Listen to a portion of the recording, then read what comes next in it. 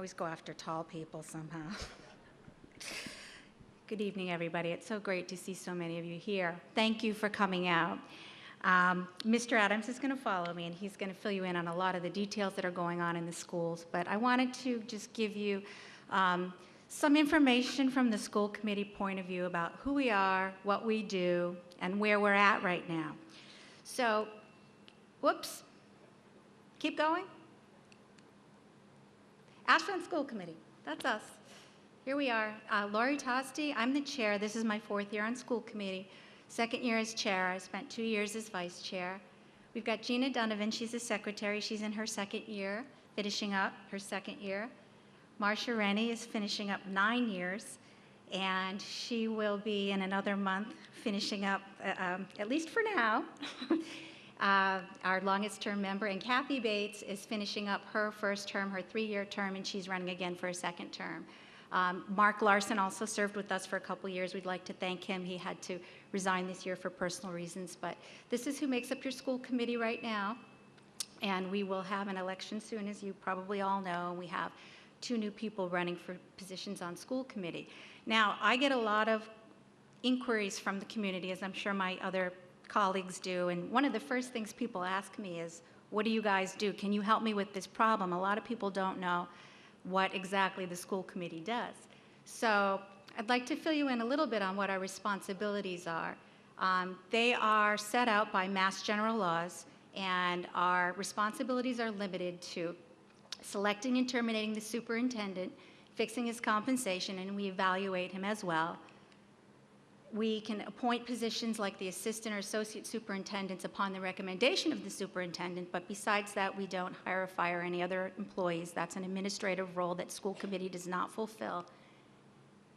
We review and approve budgets for public education in the district, and we establish educational goals and policies for the schools. So we write policy, and we also set some goals in the beginning of the year to let our administrators know what the committee has, what the expectations are for the district. And just to fill you in on where we're at in some of these, on some of these points, as most of you do know, in my 4 years on school committee, this is the 4th superintendent that I've worked with. So our goal as a committee and as a town, and we've heard from so many of you about this, is to find some stability in that position. We're thrilled to have Mr. Adams. He's been with us for a while in many other roles, and we are really hoping that we're moving in that direction. Where we're at with budget, Dan touched on that a little. It's challenging every year for different reasons. I would say, increasingly so lately this year, although, as Dan said, we did the best that we could working together, and everybody was transparent, and we came up with some really creative solutions. It was still very, very challenging for all of us, the whole town, to have to let some positions go and have to cut some programs, and a significant amount of money was cut from our budget. And we're really looking forward to working with the other boards in town to try to see what we can do to make sure that that doesn't keep happening, and we can maintain the level of education that we want for our students here in Ashland, and the quality of life for our employees and so forth, so that we definitely have some challenges in that area. I'm happy that we are communicating about them, but there certainly continue to be challenges. And as far as the policies and goals, in the policy area, we recently hired our parent organization, MASC, to help us with a new policy manual. So this year, it was a year-long process, and this year we incorporated a brand new policy manual that covers all the legal stuff that we need to make sure that we are following all the laws and all the rules, as well as the policies that this committee drafts, or school committees prior to us, that are relevant to the work that we do here in Ashland. And I'd like to share with you, finally, the goals that we've set. Again, every summer, school committee gets together, we have a retreat, and this is one of the periods of time that we build our goals, and we do that with the superintendent, and so that he or she then knows how to communicate that to the administration. I've spelled out this one in particular. There are many goals, and I'm not going to read them all to you, but the goal about culture is first for a reason, and it's something that we really value as a committee. And I'm really thrilled to have a superintendent that feels the same way about it that we do. And cited some of the items on here. And again, I'm going to take a minute to read them because they're so important to us. We'll be known as a district that embraces diversity among our students, faculty, and our community. We'll endeavor to ensure that every child has a place in our classrooms as well as our extracurricular activities where he or she feels welcome, valued, and capable. We'll be a community where respect is integral to all relationships between and among adults and children, parents, faculty, teachers and students, coaches and athletes. We'll be a district that understands the importance of communication and uses a range of appropriate two-way communication in ways that support and sustain the culture that we wish to create. We'll be a district that acknowledges the influence that that adults have in all aspects of the lives of the students and emphasizes the importance of facilitating connectedness between the students and the adults in their schools, as well as the adults working in the community on behalf of the schools. And this one is so important to us, we talk about it all the time, is the impact that the adults have on the lives of the students and the influence that they can have on their entire life. And we'll be a district that embraces sustainability with respect to school and community resources. So, you know, we put this at number one for a reason, and then following that are other goals, and again, they're all very important, and that's why they're here, and that's what drives what we do all year long. Goals related to curriculum, goals related to civic engagement. We're always hoping to do more in that area. Goals related to instruction, goals related to the physical environment and infrastructure. We have constantly, you know, challenges with space and maintenance and so forth, and that's important to keep that discussions about that going. Technology, staying current, making sure our students have all the tools that they need to move forward. So again, thank you for giving me this time to talk with you. I'm going to introduce Mr. Adams. He's our current superintendent. He started off as athletic director, high school principal, and we are thrilled to have him now as our superintendent.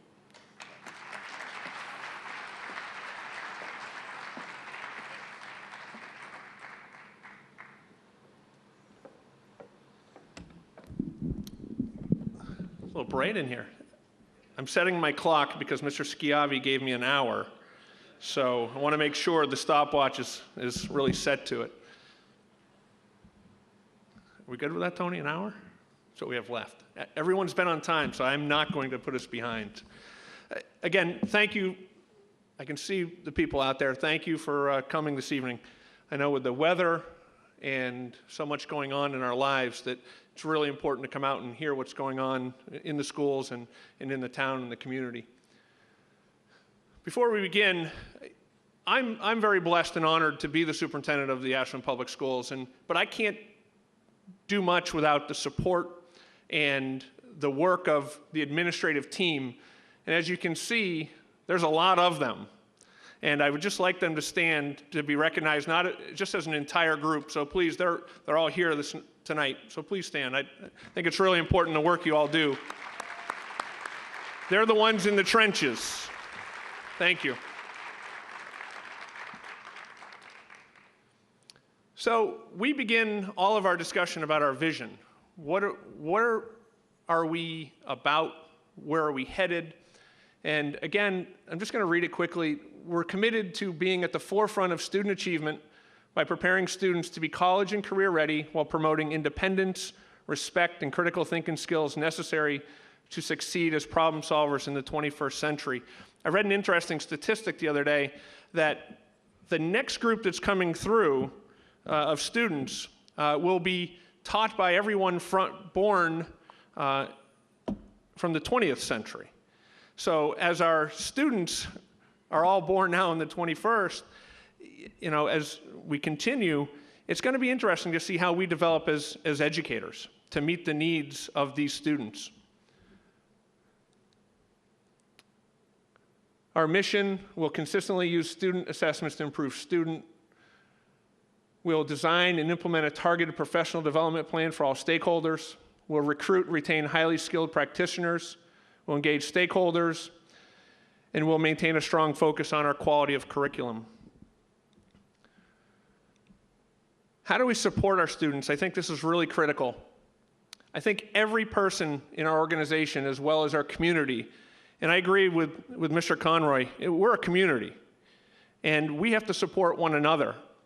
And in order for us to be successful, the entire community needs to be a part of this conversation. And Mr. Lincoln wrote, "Upon the subject of education, not presuming to dictate any plan or system respecting it, I can only say that I view it as the most important subject which we as a people may be engaged in. That everyone may receive at least a moderate education appears to be an objective of vital importance." It's a community. We all believe in education. We all believe that we must provide our students with the skills necessary to be successful. So because of that, we have many support systems that are in place. And I've just listed a few, and I agree, I probably shouldn't have started with one or two, Ms. Greaves, but for those at home or watching, well, you didn't list my organization or put me in, I apologize, but it is just, a quick little snapshot of what makes our schools work, what makes our community work, and who's there for our kids every single day, whether it's community education, whether it's providing proper nutrition for our students, extended day opportunities, our IT, putting the time and effort into making sure that the students have the right equipment to work with when we're taking new tests, that they're the maintenance staff, all the flooding, right, Eric? The last couple days at Mendez, waking up on Monday, Mr. Irvin, to 12 inches of water in the basement. Those are things that people don't see, that community piece that really gets our schools moving in the right direction and our students and our teachers able to do what they do best, which is teach and learn. Athletics, our finance and operations. I'm going to single out Ms. Duran. She doesn't like that, but I'm doing it anyway. But for me to come on board, a week from today is my 7th month as superintendent. And to be able to rely on Ms. Duran and the experience she's had has been critical for me. And through the budget process especially. We did try some new things, and we'll talk a little bit about that later. It was trying for our administrative team, but I think we got through the process this year, and it'll only get better in the future. So I'm a firm believer that when our students leave this system, not only should they be prepared academically and for work, possibly the military, but I think we need to be asking our students and our teachers to create global citizens, to give back. And what I'm most proud of in this community, and I've been here, this is my 7th year, and I've seen it throughout that our students give back. Our community is so giving. When students leave here, they care about one another. I once had a parent ask me, "How do you know you've done a good job, Mr. Adams, when you were the high school principal, of when students leave?" And my first response was not about, well, they're getting into X college or Y college. It was, I hope when a student walks downtown and they're there and they open the door for someone, and the person whom they opened the door for turns and says, "Thank you." To know that that individual was an Ashland student, someone who was giving back and is respectful and caring about their community and about the people whom they represent, is really important to me. So how do we give back? I just highlighted a few things. Our schools, for those who may not know, we have 5 schools in the district. Our pre-K program is the Pitaway School. They give back by working with the Ashland Food Pantry, doing drives. Ashland Youth Advisory Holiday Gift Giving Program. One for Books. Our Warren School, which is our K-1-2 school, the Super Bowl food drive for the Ashland Food Bank. Coach for Kids. can drive for the Ashland Emergency Fund. Mendez School, which is our 345 school. The Ashland Emergency Fund Halloween Change Drive. Here you can see the repetitiveness, right? We're giving back to Ashland.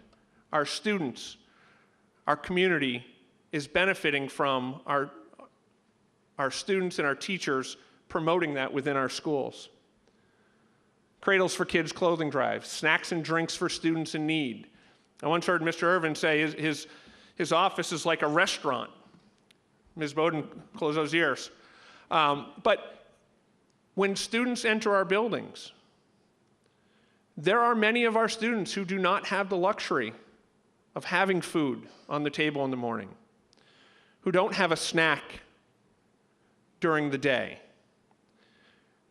So Mr. Irvin's restaurant, if you will, provides an opportunity to go in and grab a water, to have a healthy snack. You don't see that every day. A lot of us in education just look at how our students may be doing on standardized tests. We're not looking at the impact that we're having on individual kids. Middle school, the talent show collection for the food pantry again. Thanksgiving in a bag. Veterans Day breakfast. If I know Mr. Schiavi's been to the last two. If you've had an opportunity, if you have not had an opportunity, we invite you as a community to come to the Veterans Day program. It's a wonderful event. Again, it's about our community, and it's about saying thank you. Cradle for Crayons in the shoe drive participant. Ashland High School, 9 through 12 building that you're in, beautiful building. I can't, again, it goes back to the community, right? Having just a fantastic facility.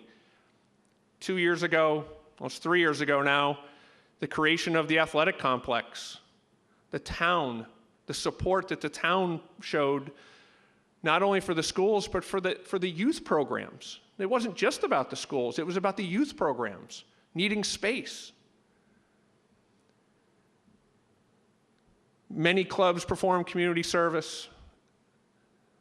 NHS Talent Show, which supports the Joe Andruzzi Fund. Athletic teams, you'll see them out there providing senior citizens with cleanup of yards during the spring and during the fall. They're giving back. That's what I'm most proud of. So it is about celebrating some of our successes, and contrary, I'm actually not going to talk a lot about needs. I might talk about challenges, which we all have. Pitaway, again, the pre-K program.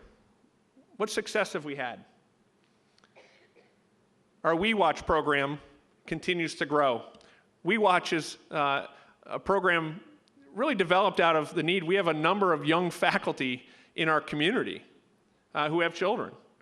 And Ms. White has done a great job of building this program up and meeting the needs of a lot of our teachers in our community. Aligning our curriculum, making sure that the curriculum is appropriate for this age level. And next year, we're realigning our schedule to ensure that our preschool is a fully integrated preschool, one which serves the needs of all of our kids and is consistent for all of our kids.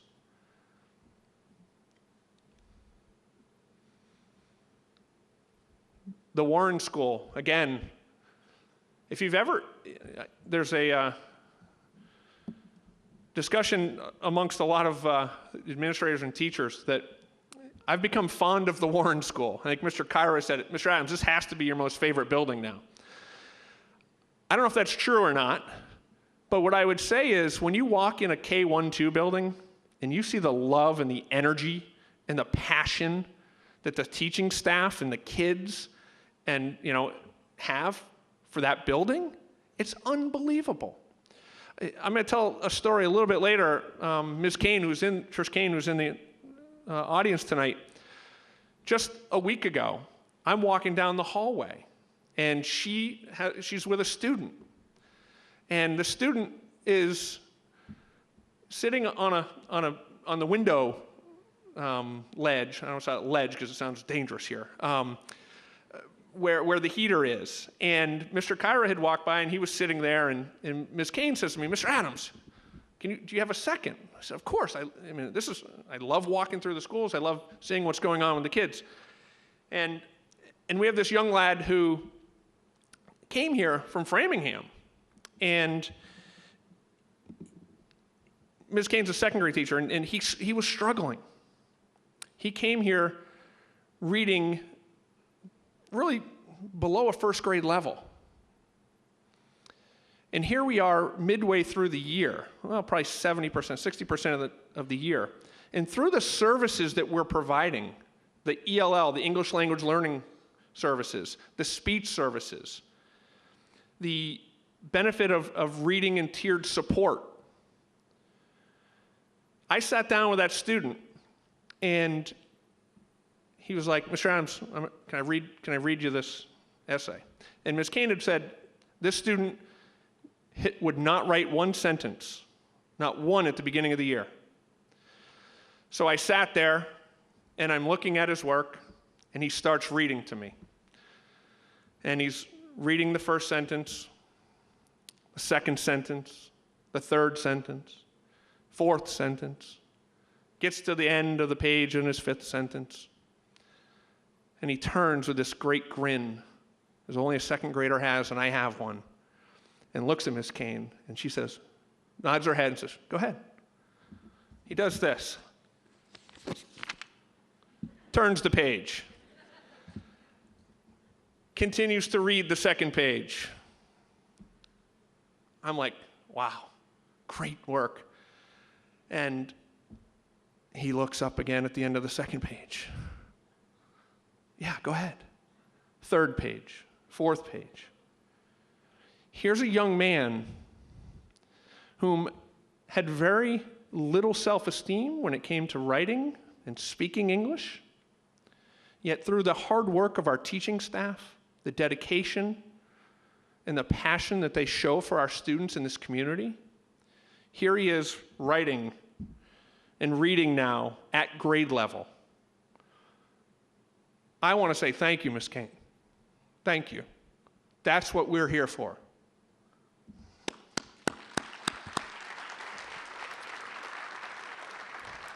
So some of the things I mentioned here, right? Tiered support block, putting things into place that help our struggling learners, to help identify them, to work with them, to get them at grade level. Not everyone walks into a building with the same skill set.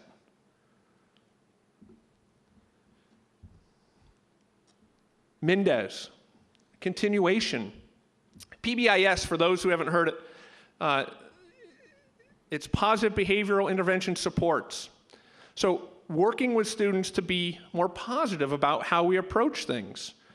What are our expectations in the hallway, in the bathroom? Some may think, well, that's kind of childish. Well, I have a second grade son whom I need to post these things actually in my house. This is the expectation in the bathroom, please, right? And there's a reward system that works with this. Increased home and school communication. That's been one of my target items. That over-communicate, over-communicate, over-communicate. We're getting better at it. We still have ways to go. The middle school. Again, I have 30 minutes, not an hour, right, Tony? So if we look at data, and data can be massaged in a number of different ways, but I think it's really critical that we do celebrate some of the successes that we've had in this district. We've seen great growth, specifically at the middle school, in the past couple years. For instance, we scored 62% growth in ELA, better than all 10 like schools. They compare us in the Department of Education. They compare you to like schools, meaning the makeup of your population, the total overall population, amount of budget, a variety of factors that go into this. Growth is looking at how our students do from one year to the next on a target, which is MCAS in this instance, right? That's our assessment tool. So if you're above 60%, that's 60% growth for a student. That's well over a grade of improvement. Our ELA, 62% growth, were better than all 10 of those, or 9 of those other schools. 60% growth in math was better than 9 of the 10 schools. Mr. DiGirolamo, was it Weston or Bedford maybe that was? It was Bedford. That was the one that was higher than us in that. Science MCAS, our scores were higher than 87% of Massachusetts middle schools. Goes back to the investment this community made a number of years ago with the help of the AEFI grants, school committee with teaching positions, the STEM program. That's where it goes back to the full community support. They're continuing the PBIS initiative, and they've started a peer leadership program, which the students came and spoke at the school committee a couple of weeks ago. It's about building leaders and about mentoring other students. The high school. What we notice about the high school is it's continued, and I'm on a path that I think has been relatively successful with the challenges we face. When they opened the building here in 2006, the next year in 2007, Ashland High School became basically a core curriculum high school. What I mean by that is social studies, science, math, English, and a world language are what's really taught here. And they're taught very, very well. But the programs that have been lost, such as home economics or business and accounting, other languages. Our music program at one point was cut dramatically. You know, I mean, I agree, Mr. Conroy. Those young people who came up tonight, we're doing some good things. Ranked 34th best public high school in Massachusetts. Very proud of the 2014 gold medal ranking by the U.S. News, World, and Report. That's the first time we've ever been given that designation. Continue to be in the top 10 to 15% of our MCAS. And again, we talk a lot about our student outcomes. At the high school, it's measurable by the percent that graduate, right? And the percent that go on to college and or career ready. And what does that mean? I am proud of where our kids are getting into. That's a pretty good list. And as Ms. St. Clair, the principal of the high school, said, hey, you left off, I left off some, I added some. This is over a cumulative over a couple years. Our students are doing well. The community has been supportive. Looking at my time. So what are our challenges? Providing service delivery for an ever-increasing population in special ed. I'll show a slide in a few minutes on that. Implementing program changes to meet the needs of all of our families. For those who don't quite fully understand the law, when students turn 3, if a student has a special needs, we're obligated at that point in time to educate and to provide services, whether that student's in our school system or not at that time. They might be going to a private school, and we're still obligated to provide services. Maintenance of building and infrastructure. If you've been to Pitaway, you'll know what I mean. Warren Elementary, overcrowded school building, lack of proper space for supplies, teacher workspace, small group instruction. I know Chief Boothby's here. And walk through the hall sometime. We've got to be careful about our space and about making sure we're meeting proper fire codes. We just don't have the space. Our population, that population is increasing. We're still working on, from an educational standpoint, about data-driven decision-making, making sure we are doing what's best for kids based on the data that exists. And the last one, which I'll mention again, is We need and we deserve, and this community deserves, a tuition-free full-day kindergarten. Mendez, again, the challenges of our English language learner population. It's growing dramatically, and you'll see a slide in a moment. Finding the adequate time to collaborate with Warren and the AMS staff. They're right in the middle, right? Mendez is right here. They've got students who are transitioning from Warren, and they've got students who are transitioning to the middle school. So that third grade population and that fifth grade population, that's a lot of work trying to reduce the anxiety and the stressfulness of that. Increasing need for student and faculty space, again, due to the enrollment. Ashland Middle School, it's a level 2 school, and what that means is we have 5 different levels in the state. Level 1 and level 2, basically the state of Massachusetts is going to say, we're going to leave you alone. But it means we're not quite meeting the accountability, looking at MCAS and how well we're doing with our subgroups, our ELL population, our special ed population, our low-income population, that they're not achieving at the same level. We need to be focused on those things. And the second one I'll talk about as well, serving the mental health needs of AMS students, looking to add guidance support. We'll be sharing with the community, most likely in the fall, the Metro West Adolescent Health Survey. And you'll notice our students are still very stressed out. And we need to find the root cause of that. And we need to dig deeply and figure out what we can do. Are we a high-performing district that is putting tons of pressure on our kids? Are we a community, and our parents, myself included as a parent, am I putting too much pressure on my own child? Are we allowing kids to develop?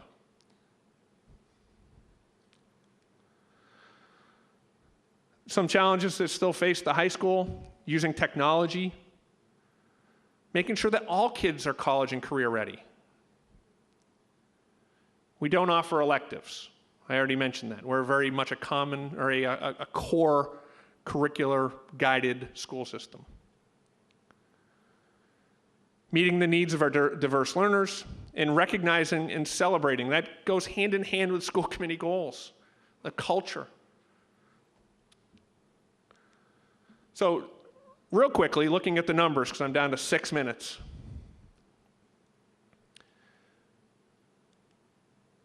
We currently have 2,609 students as of Sunday. That changes daily. We have 364 full-time staff in the schools. We're a pretty big organization. Of that is 175 teaching staff. So that other staff includes our support personnel, nurses, administrators, things of that nature. But I mentioned we have some challenges. And this is where I've been so proud of working with Barbara and Tony and Michael Herbert and working through the challenges we have with our special ed out-of-district costs and our placement. It's like, we compare it to the snow this year. You budget X amount for your snow, but you just don't know you're going to get 102 inches of snow in a given year.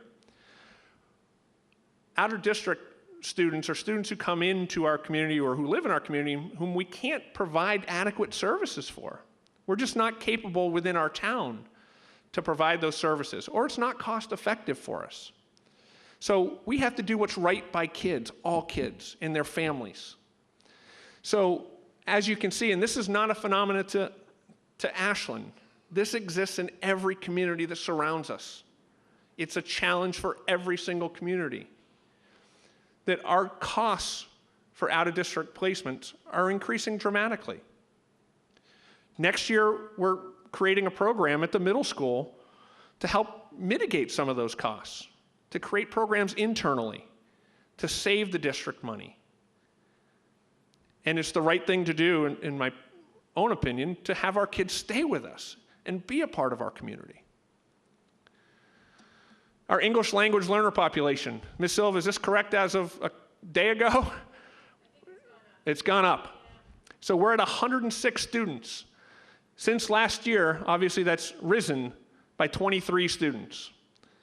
Students who have moved into our community that do not have English proficiency. The top one means they're required to have 2.5 hours per day of direct instruction. As you can see, 33 of those students, an increase of 24 from 2010.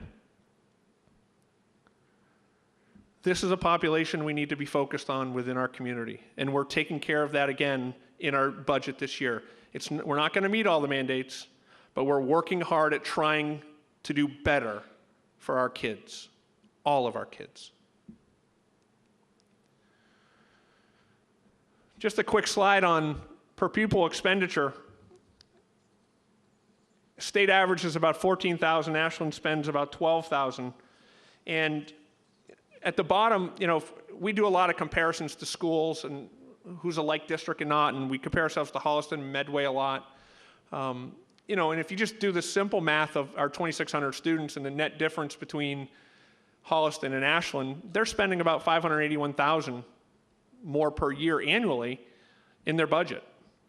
The Chapter 70 formula, and I'm not going to go into it in detail, but is significantly more. Holliston's getting $1 million more than we are within this current formula. It's significant. I think was it $500 more per child? A bunch of us will be heading into the State House next week on Monday to have conversations with the Department of Ed as well on how we can be more equitable and adequate with our financing through that formula. Yeah, thanks to all the people who are out there working at it. Driven by Steve Mitchell of the Board of Selectmen. So, since 2005, we're still about 21 staff less than what we had in 2005. As you can see, if you look at the budget, and I would just encourage you, I'm not going to go through it again, partly because of timing. Go online. All of this is posted online with regard to our net staff difference between '05 and today, how next year our budget looks differently because we are adding staff, but again, hoping to mitigate costs. But you have to balance how we're going to mitigate it and provide the services we need. And that's a balancing act when we have limited revenue in the town. So, as Mr. Conroy mentioned, we took the similar approach this year to the town, outcomes-based approach. We presented a budget that does reflect the true needs of the schools and the community and the expectations of our community. I'm going to skip through this because I have 1 minute and 20 seconds. But it just shows how the makeup of the budget comes about. The local revenue, the Chapter 70, FinCom, Selectmen, School Committee working together. Then it comes before, obviously, the town meeting. How are we managing our costs? Creating programs at Ashland Middle School. We're expected to save close to $100,000 next year. Exploring the use of solar at the middle school and AHS to reduce energy costs. The use of Amoresco, the energy efficiency savings, close to $100,000. Potential creation of a SPED stabilization fund to offset out-of-district and transportation costs. And a creation of a student exchange program, which is tuition-based, bringing money in. So our budget increased by 3.8% over FY15 in the end. So what's next? I'm just going to put this up quick because I have less than a minute. What do we value as a community? That's the question I have for you tonight. What is it you value as taxpayers, as educators, as parents? What is it you value for our future of our kids and our town? I value tuition-free full-day kindergarten. I believe we need to continue to analyze our effectiveness and develop an action plan to close achievement gaps. I believe we need to have an action plan to confront the alarming increase in mental health concerns of our students and staff. We need to advocate for equitable and adequate state school funding, create internal programs that meet the needs of all students and mitigates our out-of-district costs,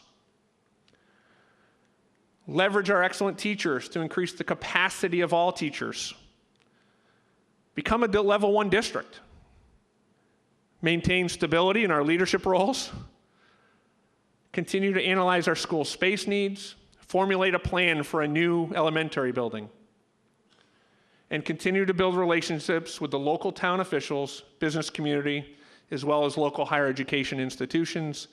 And lastly, graduate students who are well prepared to succeed in college, work, the military, and are well adjusted socially, physically, and emotionally for the next phase of their lives while being caring, committed world citizens. That's what I hope we can do here in Ashland. Thank you, and with that, I am 1 minute over, Mr. Schiavi, and I will turn it over to you.